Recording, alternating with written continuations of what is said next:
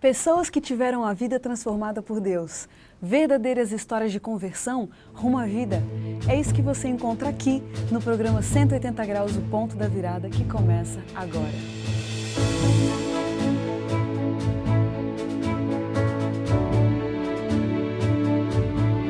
Quando sentimos o toque de Deus na vida, uma mudança acontece.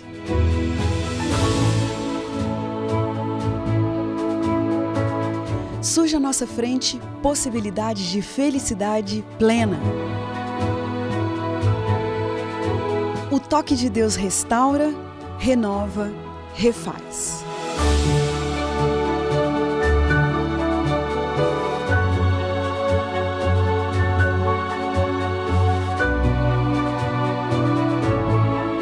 Hoje conheceremos uma pessoa que experimentou essa graça maravilhosa. Ela vai nos contar sobre essa mudança de 180 graus que lhe trouxe paz.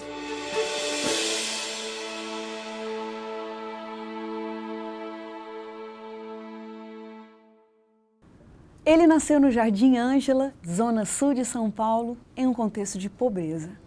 Presenciou várias cenas de tráfico de drogas, perseguições policiais, agressões físicas e decidiu seguir um caminho diferente. Ele ia ser jogador de futebol. Incentivado pelo pai, Diego Neves de Carvalho, logo aos 9 anos, ingressou na escolinha de futebol do São Paulo Futebol Clube e teve a oportunidade de atuar ao lado de jogadores que hoje são muito famosos. Jogou a Taça São Paulo de 2004 e, em seguida, fez uma bateria de testes no estádio da Portuguesa e passou a compor o elenco do clube para a sua idade. Curiosamente, nessa mesma época, ele passou a sentir sede de Deus e começou a estudar a Bíblia sozinho.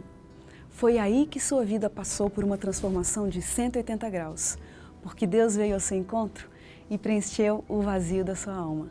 Os detalhes dessa história a gente conhece agora, porque o Diego está aqui com a gente. Diego, que bom que você está aqui. Diego, qual é a profissão dos seus pais? Olha, meu pai ele é motorista, só que agora ele é aposentado. E a minha mãe ela trabalha em casa de família. Qual que foi assim o contexto da sua infância? Fala um pouquinho pra gente das suas raízes. Olha, a minha infância ela foi exatamente aquilo que você falou mesmo. Eu nasci no Jardim Ângela, Zona Sul, uma região bastante humilde, periferia. E eu vi muitas cenas ruins, mas indo para o lado espiritual, quando eu era criança, houve um irmão da igreja, de uma igreja adventista próxima, que fazia uma escolinha bíblica. E eu não sabia nem de onde ele vinha, mas a verdade é que eu frequentei alguns dias. E essa foi talvez a primeira semente que eu tive com a palavra de Deus. Que outras influências religiosas você teve na sua infância? Olha, a minha família ela era, na verdade, grande parte ainda é católica protestante, católica tradicional, perdão. Né? E foi essa influência que eu tive basicamente. Eu fui batizado aos 3 meses de idade numa igreja católica.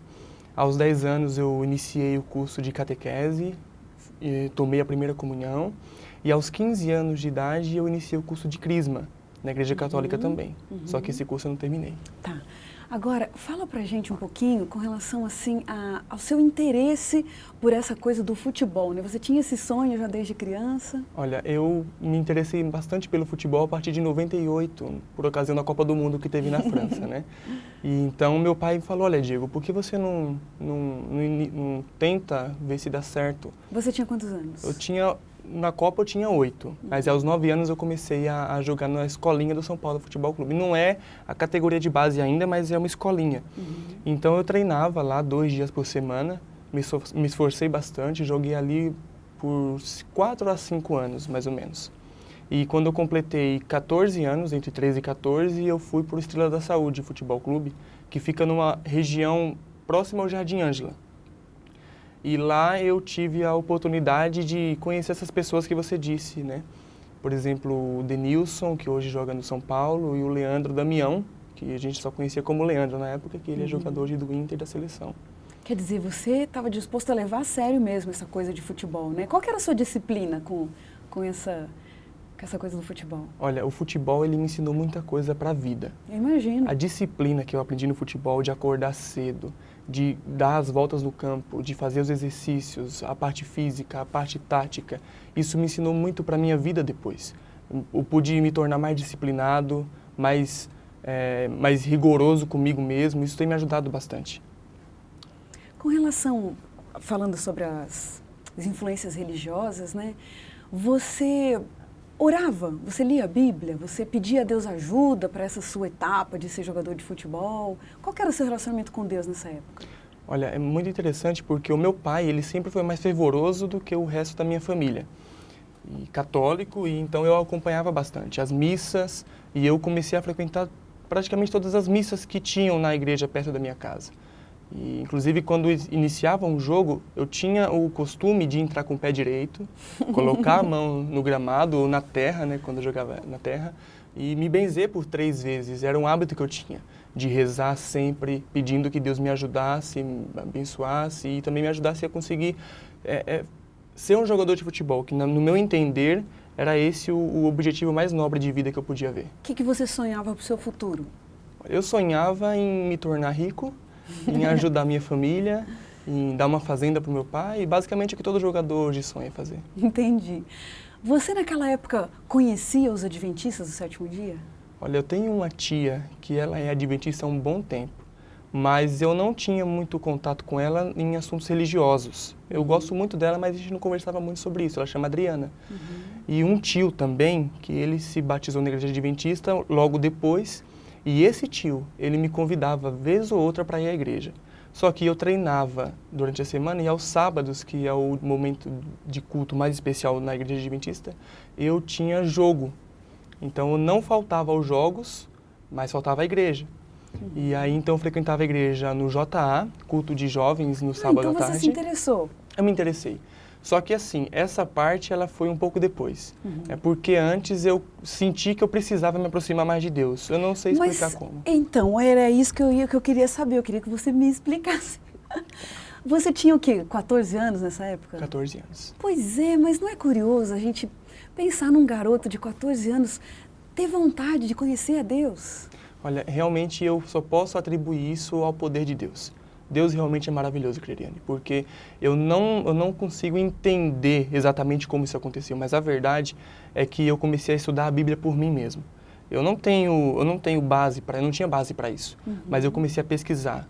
Eu pesquisei a Bíblia, pesquisei religiões e durante o curso do Crisma, eu cheguei à conclusão de que aquele talvez não seria o lugar onde segue exatamente o que a palavra de Deus pede. E então eu fui tirar as minhas dúvidas com os ministros e posteriormente com o padre. Minhas dúvidas não foram tiradas. Então eu decidi que não seria mais católico. E então eu comecei a pesquisar as religiões, pesquisei as doutrinas. E uma por uma eu fui eliminando, uma por uma. Mas ainda ali com 14, 15 anos? Com 14, 15 anos. Que curioso isso, Eu não Diego. tenho cultura de leitura. É mesmo? Seu pai lia a Bíblia em casa? Não. Você via seu pai buscando sobre religiões? Não, é o poder de Deus. Você tem irmãos? Eu tenho um irmão que nasceu quando eu tinha 12 anos. É mesmo? Então ele era um bebezinho nessa época. É muito curioso essa história. É o que você disse mesmo, só pode acreditar isso é o poder de Deus, né? Sim. E isso coincidiu com essa época que você fez os testes no estádio da Portuguesa? Coincidiu. Foi exatamente na mesma época. E o que aconteceu? E aconteceu que eliminando todas as religiões, eu encontrei a igreja adventista, no meu entender, como a única igreja que seguia exatamente aquilo que a Bíblia pedia. Mas eu pedia muito que Deus me ajudasse. Eu fazia uma oração comigo, que baseado num texto da Bíblia, no Evangelho de Lucas, que diz assim, que um filho que pede um pão ao pai, o pai não vai dar uma cobra. E eu aplicava isso para a minha vida pensando, se eu estou pedindo para Deus me iluminar o caminho da verdade, o caminho correto, eu tenho certeza que Ele não vai iluminar o caminho da mentira, o caminho que não é o correto. E você pedia com sinceridade? Com toda a sinceridade do meu coração. E até que chegou o momento em que eu entendi que eu deveria frequentar a igreja adventista. E aí voltamos àquele ponto, que eu frequentava a igreja aos sábados à tarde e domingo à noite, por não poder ir ao sábado de manhã. E aí? Então, e aí que eu aceitei estudar a Bíblia. Eu recebi um estudo bíblico de um irmão da igreja. O meu tio, por influência do meu tio, ele me convidava, eu aceitei o convite da igreja, ele me ofereceu também um estudo bíblico. E no estudo bíblico foi só confirmando aquilo que eu já tinha recebido de resposta em oração de Deus. Mas paralelamente você continuava com os treinos e a sua carreira ia progredindo. Ia progredindo. Os passos iam sendo dados. Iam sendo dados.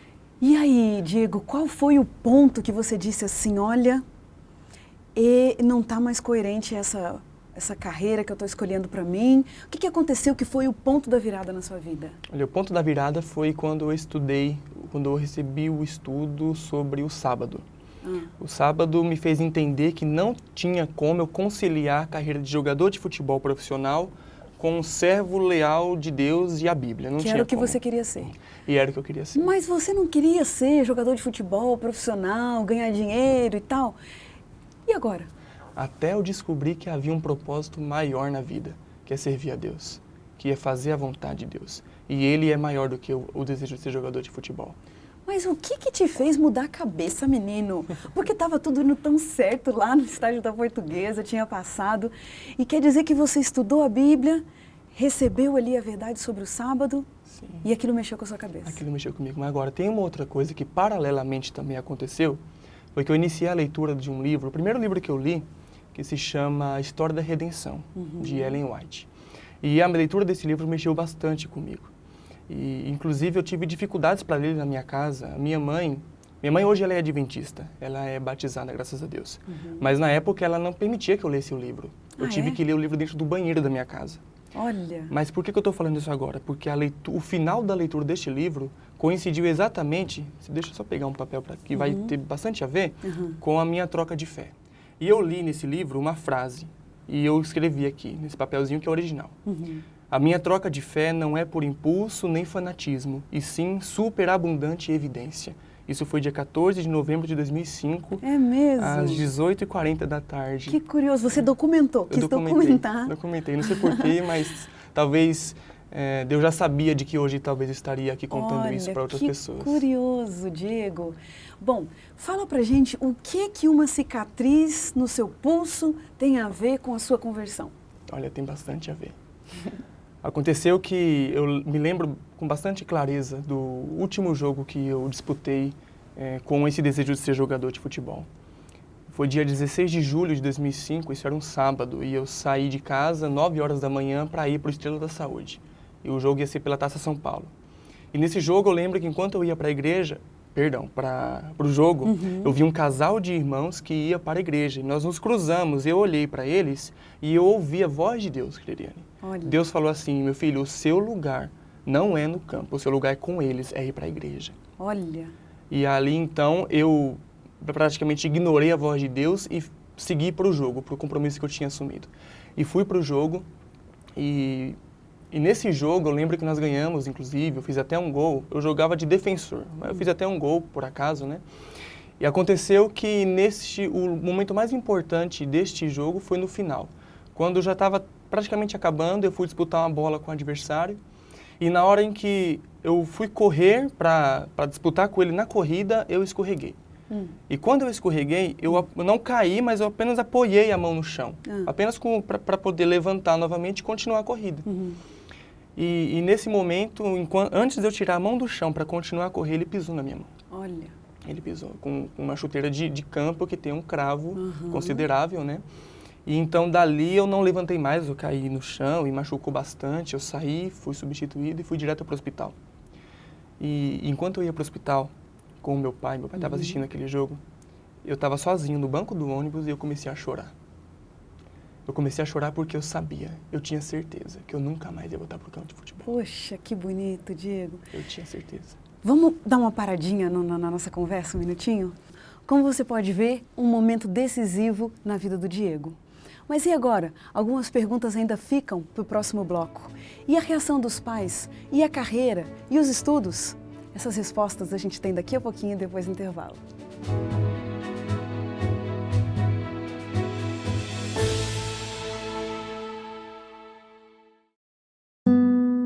Só quem trabalha aqui sabe o trabalho que dá para fazer isso. Se fosse feito da forma correta, o ar seria mais puro e até a água seria mais limpa. Vocês mesmos têm ideia do desperdício que isso causa? Essa latinha de refrigerante estão uns 1000 anos. É muita coisa que podia ser reaproveitada. Se fosse feito da forma certa, isso gera emprego. Afinal, pode ser produto comercializado, vendido, né? Só quem veste essa roupa mesmo, né? Sente na pele aí. Aquele lixo jogado na rua. Aquele que não foi separado certinho, né? O lixo deles hoje é meu ganha-pão amanhã.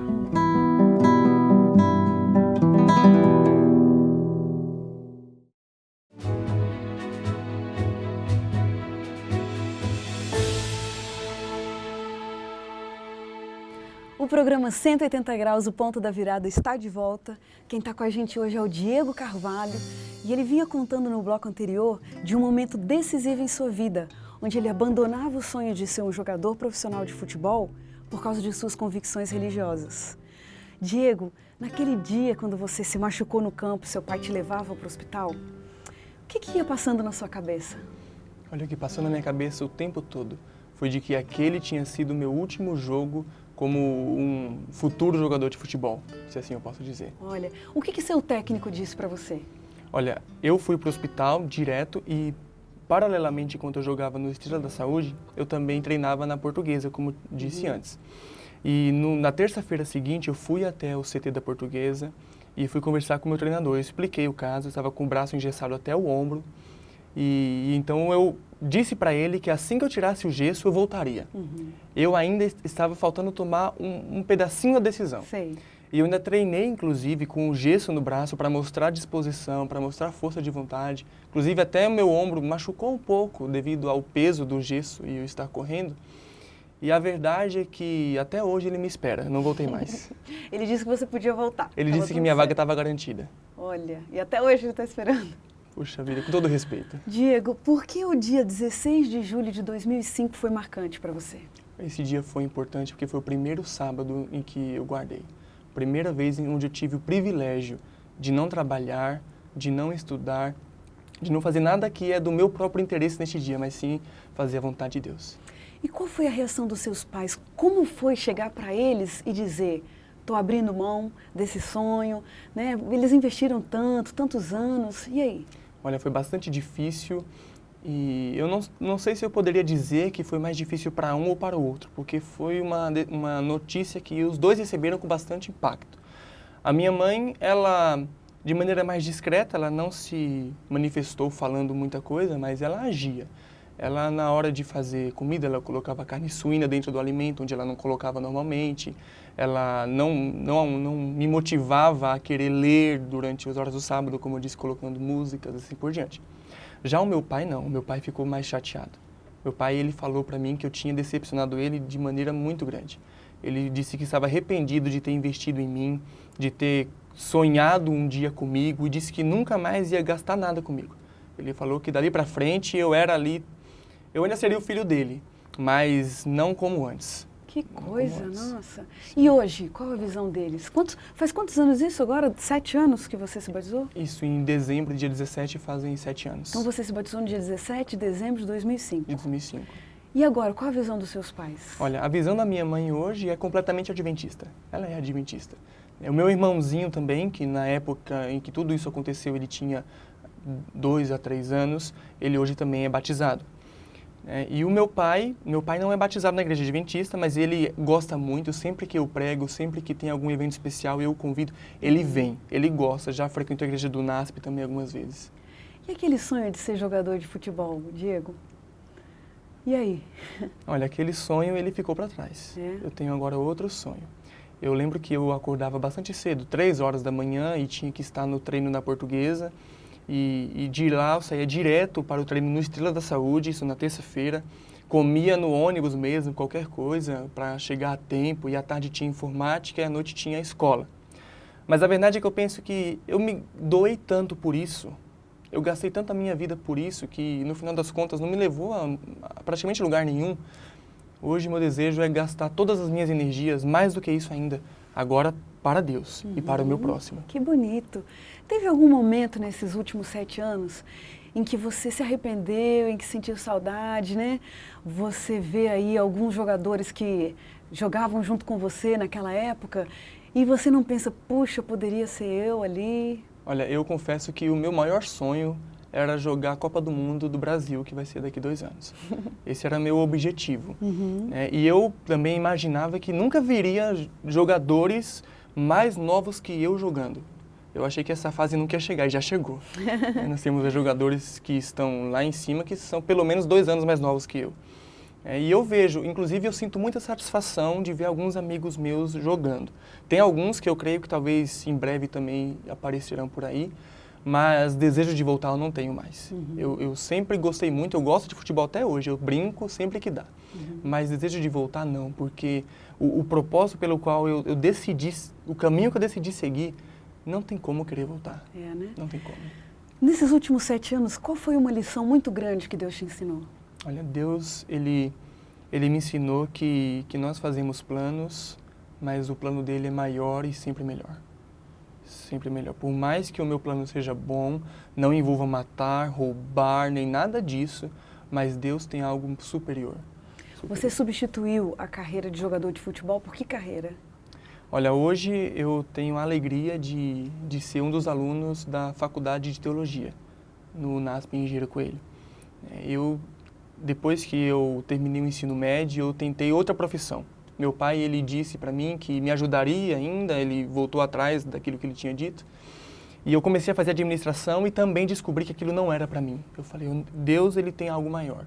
E coisas foram acontecendo que me fizeram entender que o meu lugar era onde eu estou hoje. E então eu decidi colportar, né, trabalhar com livros durante as férias, e então prestar o vestibular para o curso de teologia, que é bastante concorrido. E eu consegui entrar, e hoje estou no 3º ano, graças a Deus. Poxa, então você já é um pastor praticamente da Igreja Adventista. Em formação, sim. Entendi. Diego, fala para mim o que você faz para manter, porque a gente percebe mesmo que você é muito convicto dessa mudança e você sabe bem o que você quer para a sua vida, para o seu futuro. O que você faz diariamente para manter essa convicção, para te manter perto de Deus? Olha, se tem uma coisa que eu aprendi, é que longe de Deus não há sucesso na vida espiritual. A comunhão com Deus ela é muito importante. O que significa comunhão com Deus? Olha, eu entendo que se eu não gastar alguns minutos ou horas por dia ajoelhado falando com Deus e lendo a Bíblia, possivelmente eu não alcançarei o sucesso que eu tanto desejo. Então isso eu entendo que seja comunhão, é eu passar tempo com Deus. Passar tempo com Deus, orando, lendo a Bíblia, estudando a Bíblia e aplicando isso para a minha vida pessoal. Você faz isso todos os dias? Olha, todos os dias. E você ora todos os dias? Todos os dias. Como que você ora, Diego? Olha, O que significa orar para você? Olha, a oração para mim ela mudou bastante de significado de alguns anos para cá, porque antes eu não orava, eu rezava. Agora eu entendo que a oração é uma conversa que eu tenho com Deus. Mas não é uma conversa igual eu estou tendo com você. É algo mais profundo, é algo mais intenso. Porque Deus, ele é superior a nós, mas Deus ele está sempre disponível. Essa é a grande alegria que a gente tem na oração. Toda vez que eu me disponho a falar com Deus, ele já estava disposto muito antes a me ouvir, a me responder. Então, como que você define a diferença entre reza, né, que você disse que antes você rezava e hoje você ora? Qual a diferença dessas duas coisas? Olha, talvez a diferença seja na espontaneidade e também no fato de que na reza não necessariamente eu abro meu coração. Pode ser que sim, há pessoas sinceras e eu abri o meu coração algumas vezes rezando. Eu creio em pessoas e pessoas muito sinceras, muitos irmãos eu tenho na Igreja Católica. Mas hoje eu tenho isso de maneira mais intensa. Mais ou menos é praticamente essa a diferença. O que acontece na sua vida, no seu dia a dia, que você percebe que Deus está junto de você, que te faz sentir perto de Deus? Olha, as pequenas coisas elas fazem bastante diferença para mim, bastante diferença. Eu me lembro que quando eu estava no ensino médio, eu tive uma outra dificuldade também, que por eu ser aluno do período noturno, estava já no ensino médio e já havia me batizado, isso eu estava no 2º ano do colegial.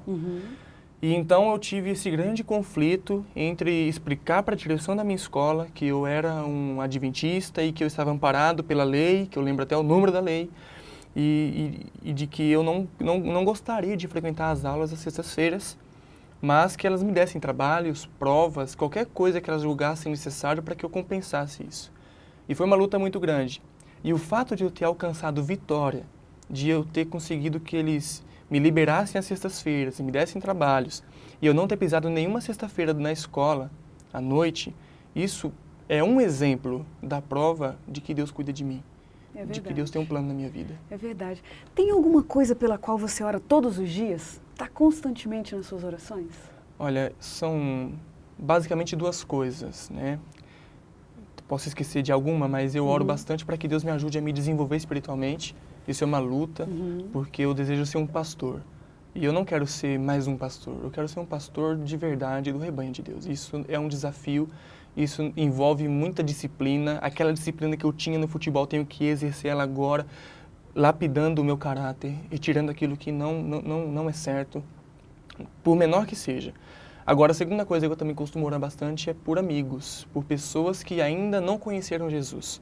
Inclusive, eu tenho um primo chamado Leandro, que ele está estudando a Bíblia comigo. Ele é um amigo da Novo Tempo, amigo também de toda a programação. E eu queria também deixar registrado meu carinho por ele, bonito. porque esse caminho que nós temos, que eu escolhi trilhar, é o melhor caminho que eu poderia ter escolhido. Diego, a gente tem umas perguntinhas rápidas para fazer para você. Fala pra gente o que vem à sua cabeça quando você ouve a palavra vida.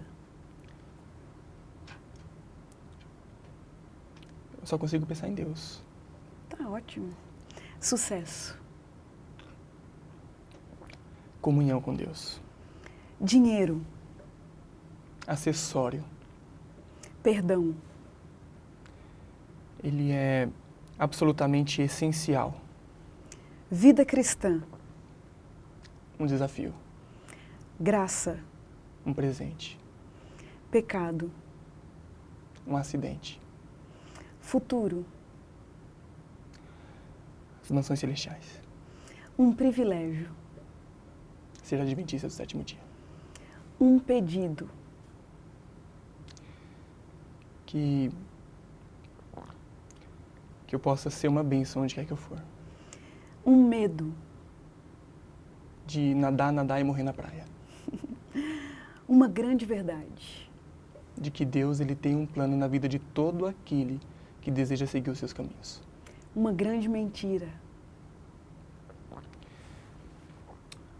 A mentira de que o dinheiro traz a felicidade. Casamento. Uma bênção. Morte. Outro acidente. Liberdade. Obediência. Envelhecer. Amadurecer. Fracasso. Orgulho. Um versículo da Bíblia que te acompanha sempre. Posso ler a minha Bíblia? Pode. Essa Bíblia aqui foi, inclusive, a primeira Bíblia que eu tive. Eu Que ganhei bonito, da minha Diego. tia. Que legal.